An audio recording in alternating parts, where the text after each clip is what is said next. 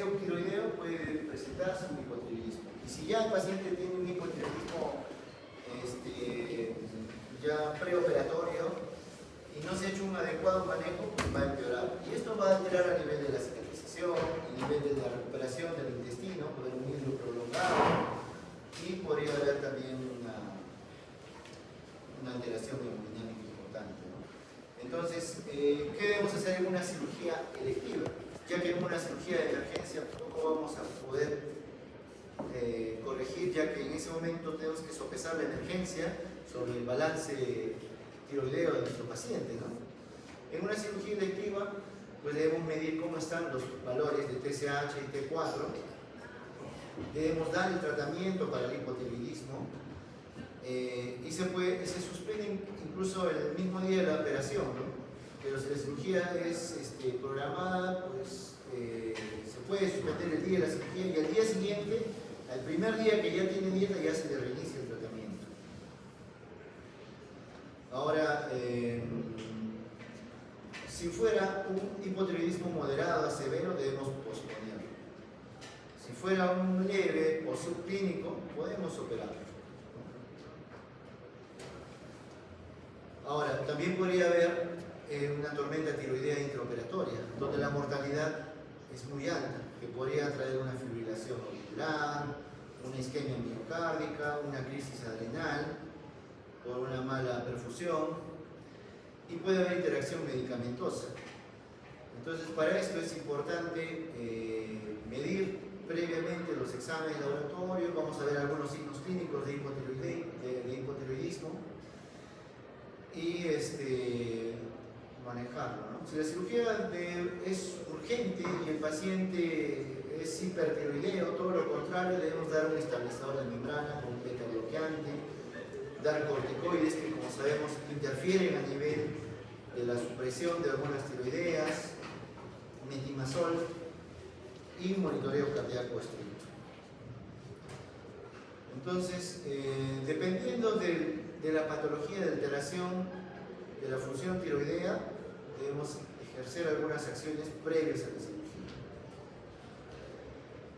Entonces, lo importante de la glándula tiroidea en el paciente quirúrgico, porque ustedes en sí, anatomía de glándula tiroides ya han hecho en básicas, fisiología también, pero aquí en cirugía 1 tenemos que visualizar cómo es qué es lo importante que debemos tener respecto a la glándula tiroides. Como hemos visto, la glándula tiroides interfiere a todo nivel en el desenvolvimiento diario de nuestro paciente.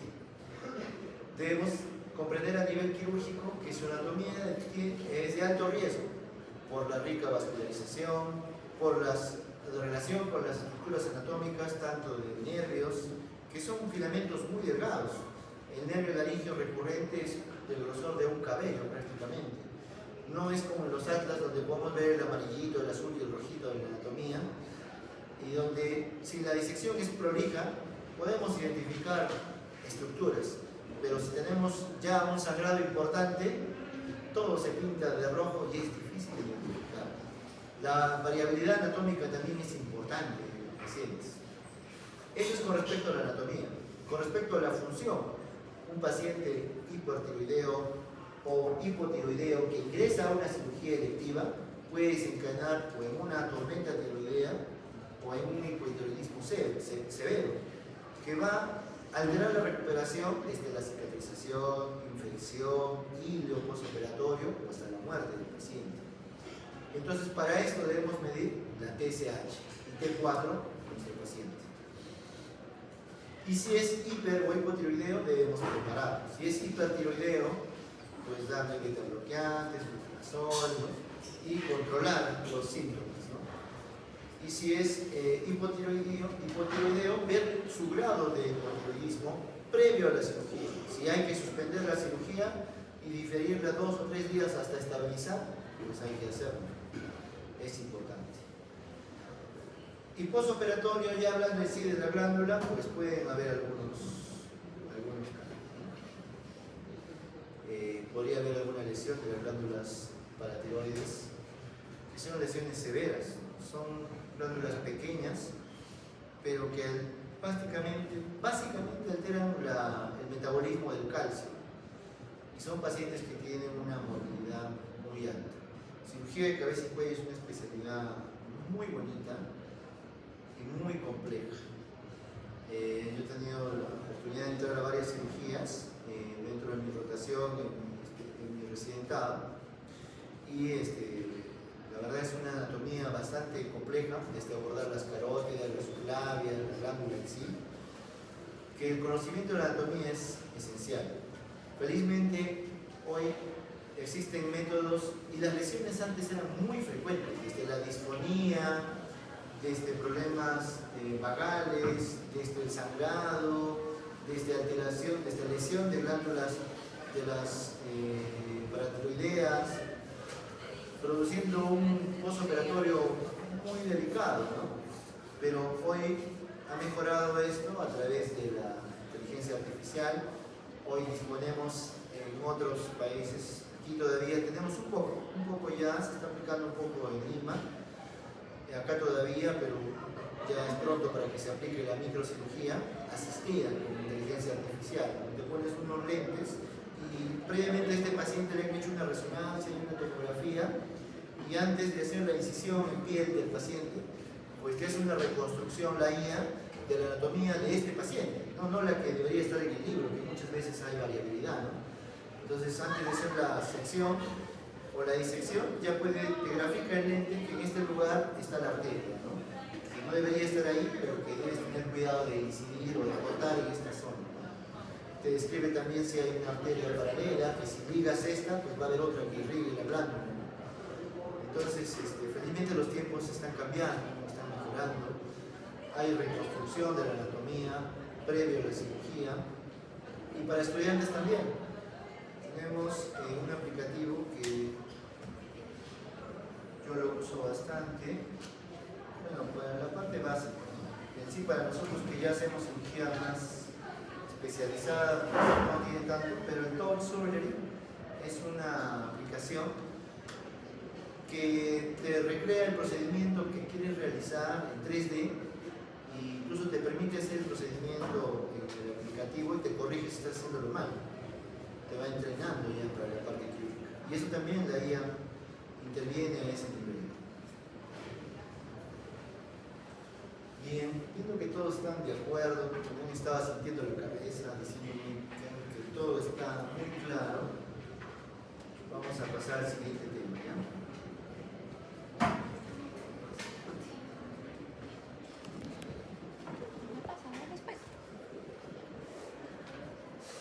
Entonces veo bastante hipotiroideo en la clase, están durmiendo, se cabeceando, háganse controlar, pero lo que no veo es bocio. Sí veo hipotiroideo, pero no veo bocio. Entonces, ¿qué es el bocio? Bocio se refiere al aumento de volumen de la glándula tiroides. No indica su función. Puede estar con un funcionamiento normal, no produciendo mayor cantidad, o puede sí producir mayor cantidad. Pero el bocio en sí se refiere al crecimiento de la glándula tiroides. Ahora, puede haber bocio de otras glándulas, sí, puede haber bocio de páncreas, pero no es común denominarlo así. Por lo cual el bocio por lo general se atribuye específicamente a la glándula tiroides, pero no significa que ese término solo sea de tiroides, ¿ya? Por eso el nombre propio sería bocio de la glándula tiroides. Ahora, puede ser, de acuerdo a su anatomía, difuso, varios de tamaño irregular, o nodulares, nódulos de similares características. Ahora, puede ser tóxico, donde hay bastante funcionan demasiado estos nódulos, o funcionan de manera normal, no tóxico. Pueden ser malignos o benignos. El bocio simple, que es el más común, es un aumento como el de la foto inicial, donde crece de manera difusa y casi homogénea la anatomía. No siempre es para un lado, no siempre es toda la glándula, ¿no? Pero casi es homogéneo, casi simétrico, y no hay nódulos independientes, toda la glándula, ¿no? A través de la ecografía se puede ver que no hay nódulos. Pero si el crecimiento es como la primera foto, donde ya no es tan homogéneo y en la ecografía se identifican nódulos, que puede ser uno o varios, entonces ya hablamos de un bocio nodular. Si son varios, son múltiples nódulos dentro de la glándula, que igual van a ser detectados por ecografía. Ahora, pueden ser tóxicos, donde producen excesivamente hormonas tiroideas, produciendo un hipertiroidismo, donde hay niveles bajos de TSH, porque todo este exceso de hormonas tiroideas inhibe el TSH y el TRH también, ¿no? Y en la gamografía se describen estos como nódulos calientes. O pueden tener una producción normal, eutiroidea, con un bocio normal. Esta es la más común, donde hay niveles normales de TSH, T4. Y la gamografía muestra una captación normal. Entonces, si fuera un bocio simple, la mayoría son benignos, no tienen una malignidad. Ahora, si es único o multinodular, cualquiera de los dos puede ser maligno. Para esto hay que hacerle una punción con aguja fina de este nódulo específico. La mayoría de cáncer de tiroides son nodulares, ya sea único o multinodulares. Entonces, ante la presencia de un bocio, primero los síntomas, si es hipotiroideo, eutiroideo, hacer una exploración manual, bimanual de la glándula y una ecografía, donde vamos a poder ver si es multinodular, con funcionalidad aumentada o funcionalidad disminuida o normal, ¿no? Y de acuerdo a eso vamos pidiendo más exámenes, hasta llegar a la punción con aguja fina. Entonces, la principal causa de crecimiento de la glándula es por déficit de yodo en zonas endémicas. Ahorita vamos a revisar bibliografía de Perú a raíz de esto. Entonces, como no hay yodo, no hay síntesis, el organismo dice no hay hormonas tiroideas, le indica al hipotálamo y a la hipófisis, trabaja más. Entonces hay aumento el TRH, aumento el TSH, pero no hay insumos. Entonces, no hay T3 y T4, está disminuido, pero hay aumento de TSH. Entonces es principalmente por deficiencia de yodo. Ahora, hay factores genéticos también que pueden producir ahí cierta predisposición en Asia, en países africanos, ¿no? Y en familias, hay antecedentes familiares de que tienen mutaciones de la captación de yodo y que pueden estar presentes. También otra causa puede ser que haya factores medioambientales, que hay déficit de yodo por la dieta, o radiación, o contaminantes, ¿no? que inhiben que se absorba el yodo, o enfermedades autoinmunes, donde como la enfermedad de Hashimoto, que produce una autodestrucción de las células folliculares.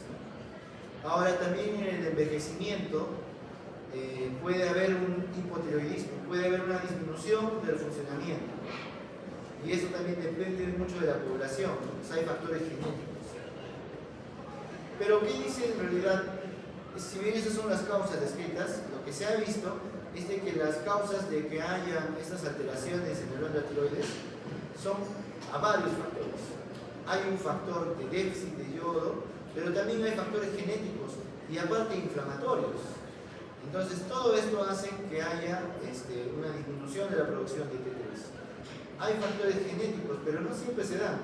Entonces hay también un déficit de yodo o de estímulo hormonal que producen esta alteración. Entonces, en resumen, en este cuadro, es que puede haber un factor ambiental, de estilo de vida, pero tiene que haber también, de repente, contaminantes, puede haber radiación, o a la vez también hay una alteración genética y hay un déficit de consumo, ¿no? de yodo, de selenio. Entonces, es multicausal la alteración. No significa que es solamente por déficit, también hay varios factores, tiene que haber factores predisponentes, como el COVID. El COVID no a todos les daba la forma severa, a pesar que estaban en el mismo grupo familiar, pues no a todos les dio de una manera severa, ¿no? Había muchos factores que se interrelacionan. Entonces, si nosotros aquí presentes no tenemos un hipotiroidismo o hipertiroidismo, no es porque no tengamos la carga genética. En realidad sí la tenemos. La incidencia en el Perú en el año 80 era del 60%. O sea, sí tenemos. Pero a raíz de eso se han establecido campañas para mejorar esto a través del aporte de la sal yodada, de fomentar los alimentos pescado, ¿no? Y otros alimentos, es que sea corregido, pero tenemos la predisposición. Entonces ya no tenemos el factor de deficiencia de yodo en nuestra dieta, pero el que sí está aumentando es el estrés, es la falta de sueño, es la comida chatarra, que puede producir alteraciones a nivel de la absorción, a nivel del estímulo de la TSH. Entonces, aún así teniendo un buen aporte, no se absorbe bien o no se genera el suficiente estímulo de TSH para la síntesis de hormonas tiroideas. Entonces, lo que se está viendo es un aumento de casos de hipotiroidismo subclínico. Entonces, relacionado a alteraciones de la salud mental. Hoy por hoy sabemos que hay casos, bueno, también las redes sociales han aumentado a ver mayor casos de depresión, de suicidio, ¿no? Que son dados por este contexto hostil, pero también son dados por nuestra dieta, por nuestra falta de sueño, por nuestro estrés mal manejado. Entonces, no es una sola causa la que desencadena la enfermedad tiroides, son varias. Tenemos la predisposición y tenemos que cuidarlo de eso. Aparte de cambios hormonales, ¿no? A nivel del embarazo, del envejecimiento, ¿no? Que pueden producir también la formación de nódulos. Síntomas va a depender, pues, ¿no? De qué se nos produce, si es hipertiroidismo o hipotiroidismo, ¿no? Si es un hipotiroidismo, tendremos lo que estamos viendo aquí de frente, de lado: cansancio, fatiga, tolerancia al frío, estreñimiento, piel seca. Hipotiroidismo, alteración del ciclo menstrual, dificultad para concentrarse, en la cual la instalación es lenta y progresiva. Y en los ancianos hemos visto que esta glándula tiroides, así como el páncreas y todos los demás órganos, se van envejeciendo, y vamos viendo que en los pacientes ancianos pues es más lento e incluso a veces pasa desapercibido. Y tenemos bastantes casos de población adulta mayor de depresión con disminución del apetito, ¿no? Que podrían estar cursando, aparte de todos los demás factores, con hipotiroidismo. Entonces, importante en estos casos medir el nivel de hormona tiroidea. Pero puede haber también un hipertiroidismo, que es más fácil de diagnosticar, ¿no? Un paciente intenso, ansioso, irritable, con insomnio, con temblor. Bueno, el temblor fino se manifiesta en un 20% de los pacientes. No es algo muy común, así que no van a ver este temblor fino tampoco a simple vista. Pero sí van a ver de repente estas alteraciones en su estado de ánimo. Puede haber o no bocio, puede haber o no, y va a haber una pérdida de peso importante y sobre todo una alteración de su comportamiento, ¿no? Entonces, los síntomas, bueno, el diagnóstico, si hay síntomas, nos ayuda. Si hay hipotiroidismo o hipertiroidismo, pues ya podemos sospechar de que de repente hay alguna alteración anatómica. Entonces, para corroborar si hay alguna alteración anatómica, vamos al examen físico. También veremos la historia familiar, ¿no? Si hay antecedentes. Ah, sí, mi mamá es hipotiroidea, mis abuelos eran hipotiroideos, o tuve una enfermedad tiroidea autoinmune, ¿no? Entonces hay una fuerte carga genética. Y después haremos el examen físico, donde veremos si hay crecimiento o asimetría de la glándula, si hay signos cardiovasculares o neurológicos, y después nos iremos por los exámenes auxiliares, TSH y hormonas tiroideas.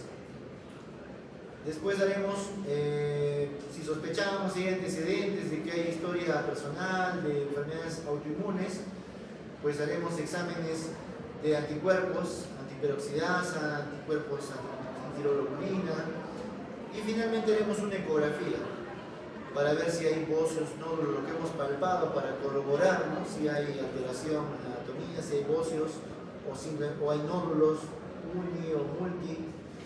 Y después veremos la función tiroidea a través de una gamografía, a pesar de los marcadores, para ver si alguno de estos nódulos está activo, ¿no? Y si es necesario, si sospechamos de que hay alguna malignidad, pues haremos una punción, aspiración con aguja fina. Entonces, un cuadro resumen de lo que podría haber en un hipotiroidismo, en un hipertiroidismo, y los valores de laboratorio, ¿no? Que van a variar de repente. Su paciente va a tener que cambiar, va a tener otra fuente, Pero lo más importante es lo resaltado, ¿no? La TSH es la prueba más sensible y recomendada para el tamizaje y diagnóstico inicial. Ahora, la TSH en un paciente con síntomas, idealmente, de hipotiroidismo o hipertiroidismo con un examen físico completo. No podemos hacer diagnósticos de hipotiroidismo solamente con TSH. Tenemos que hacer unidad clínica. Y si hacemos la combinación de TSH y T4, mejora la precisión diagnóstica. Ahora, los rangos también pueden variar según la población. Criterios diagnósticos, ya lo vimos también, TSH elevada con T4 libre, hipotiroidismo primario. Subclínico puede estar normal todo, o estar elevada ligeramente la TSH. Hipertiroidismo, pues va a estar la TSH baja y la T4 libre. Hipotiroidismo, TSH normal con T4 libre. Todo va a estar bien. Respecto a los estudios de imagen, pues el examen inicial, ecografía, porque tiene una alta sensibilidad. Su especificidad no es tal, pero la sensibilidad, como para empezar el diagnóstico anatómico, pues sí es importante la ecografía. Tenemos la anatomía, características de los nódulos, y el diagnóstico más específico, más preciso para malignidad, con una especificidad del 100%, punción con aguja fina, ya de este nódulo detectado. La gammagrafía para ver funcionamiento, también se puede hacer PET, PET-CAM, ¿no? De este estudio también, o una resonancia.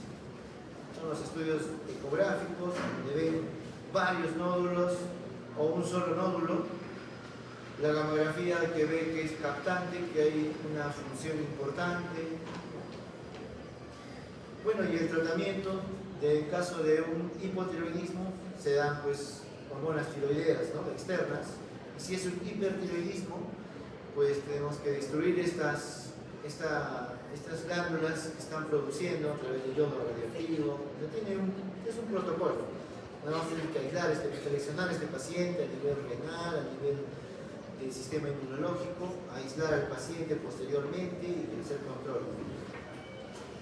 Lo que les mencionaba, en el año 86 se hizo un estudio en Cusco, pero hubieron varios, pero este de Cusco tiene una población importante, ¿no? 3.900, 4.000 escolares, donde el 50% tenía una prevalencia de bocio dentro. Entonces la glándula crecía porque decían, no hay, tienes que trabajar más, bébela por el aporte. El 50% de 3.000 se puede interpolar a una población de Cusco, ¿no? Entonces en esta zona, al menos de Urubamba, pues definitivamente había una alta prevalencia a nivel de toda la población. Posteriormente se hizo también en Ancash, donde se vio que hay una prevalencia del 55%. Entonces, ¿qué se hizo? Se hizo un programa nacional de control del bocio y cretinismo en el año posterior a estos estudios, ¿no? Donde se fue instalando progresivamente cómo se ha ido instalando esta dieta del yodo a través de la sal yodada y de la capacitación a las familias, ¿no? De por qué se da esto. Tanto así que después, 10 años después, más del 90% de los hogares consumen sal yodada. Entonces, ¿qué hizo la Universidad Cayetano Heredia?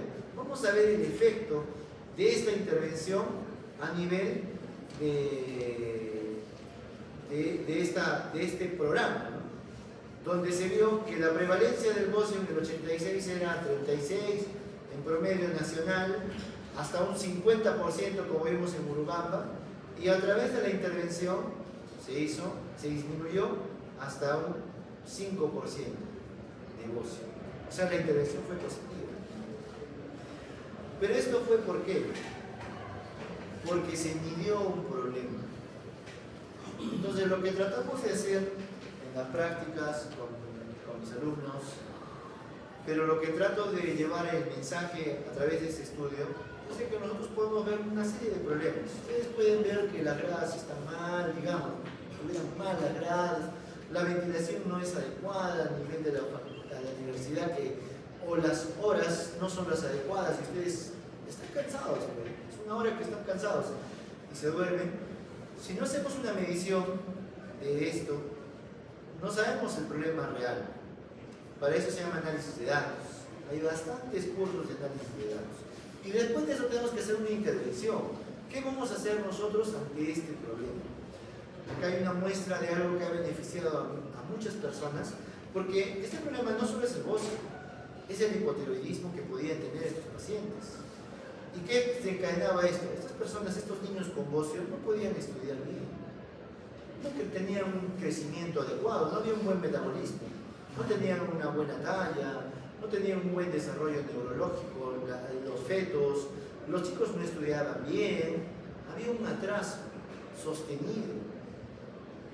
Entonces, no solo es a nivel estético de la glándula, es a nivel de la población. Entonces, por ejemplo, no hay estudios de hipotiroidismo post-pandemia.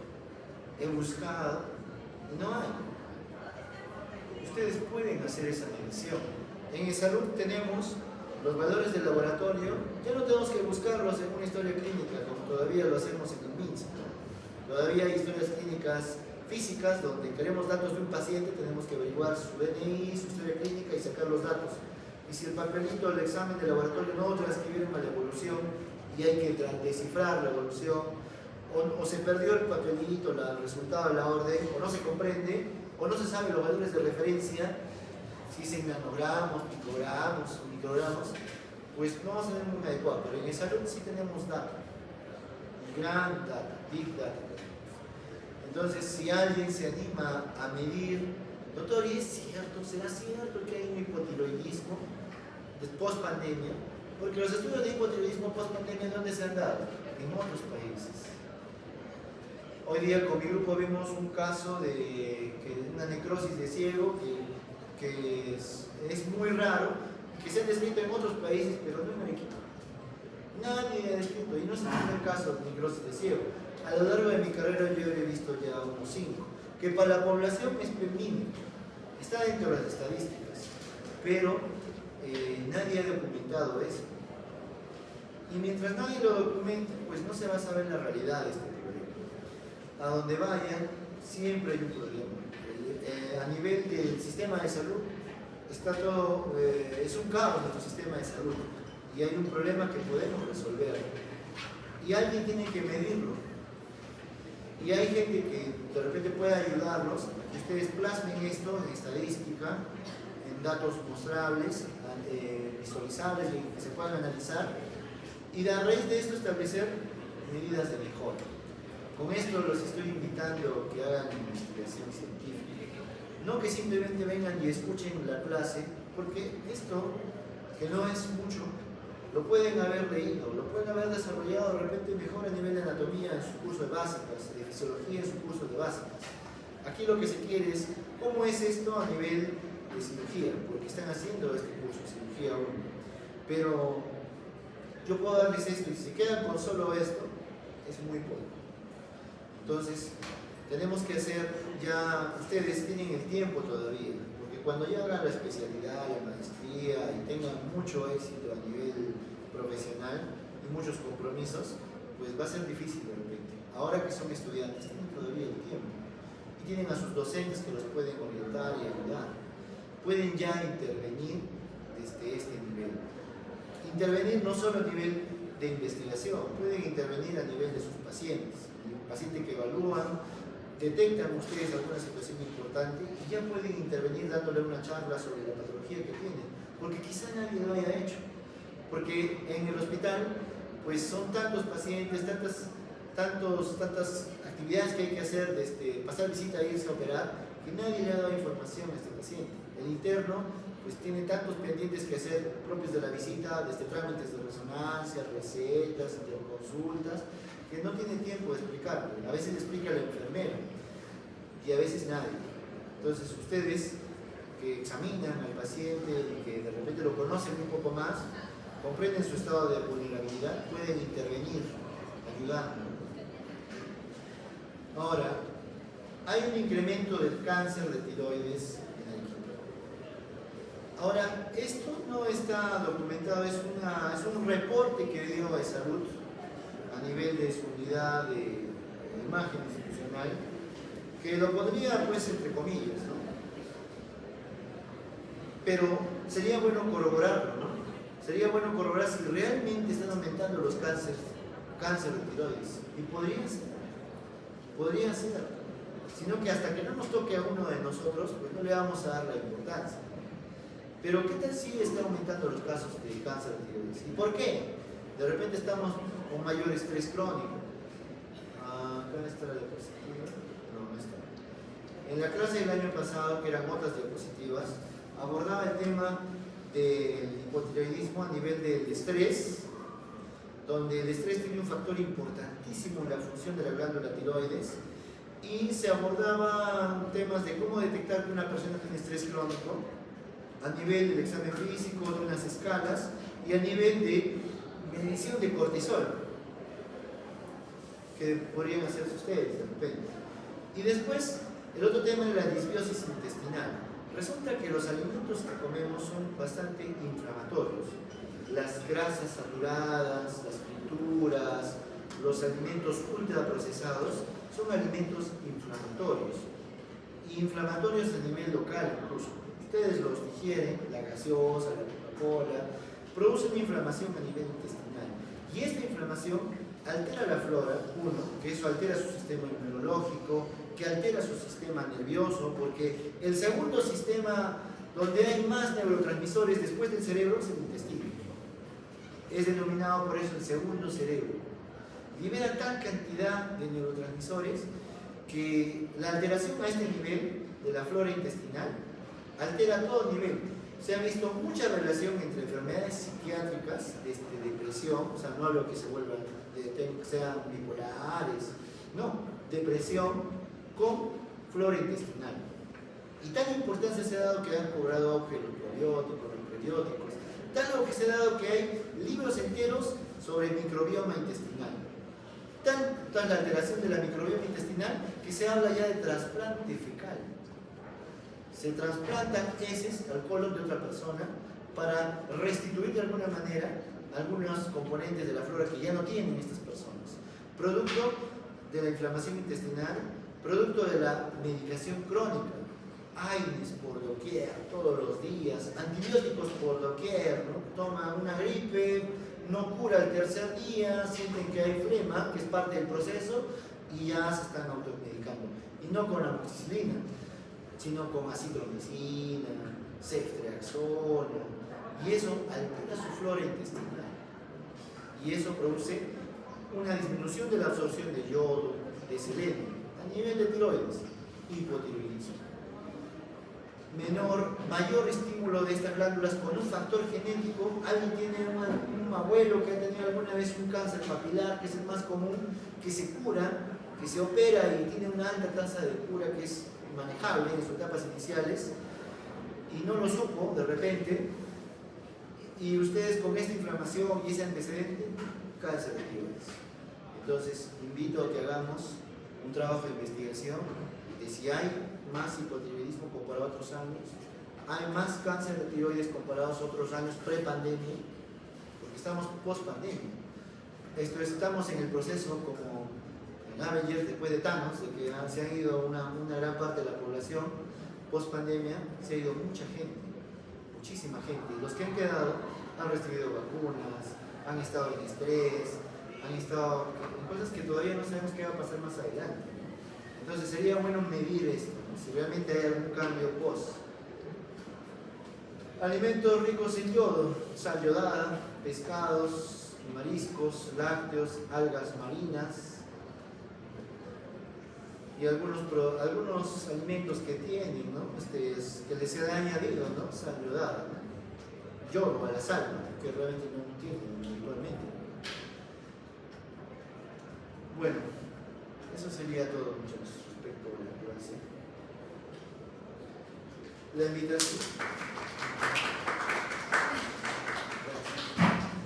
La invitación está abierta a la investigación para mis grupos